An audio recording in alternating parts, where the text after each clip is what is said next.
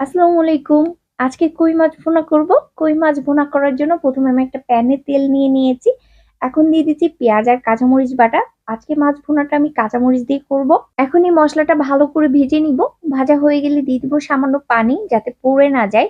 এখন গুঁড়া মশলাগুলো দিয়ে দিচ্ছি। হলুদের গুঁড়া, ধনিয়ার গুঁড়া, জিরার গুঁড়া আর স্বাদ মতো লবণ। এখন সবকিছু একটু নেড়েচেড়ে ভালো করে কষিয়ে নিব। কষানো হয়ে গেলে একে একে কই মাছগুলো দিয়ে দিব। দিয়ে মশলার সঙ্গে উল্টে পাল্টে ভালো করে মিশিয়ে নিব। এরপর ঝোলের পানি দিয়ে একটু নেড়ে চেড়ে মিশিয়ে ঢাকনা দিয়ে ওয়েট করব ঝোলের পানিটা শুকিয়ে মাছটা ভুনা ভুনা হয়ে আসা পর্যন্ত। ঠিক এই পর্যায়ে এসে দিয়ে দিব 3-4টা কাঁচা মরিচ। দিয়ে চুলার দমে 4-5 মিনিট রেখে দিব।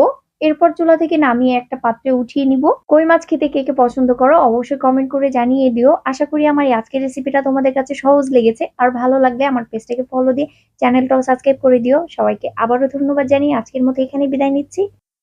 আল্লাহ হাফিজ।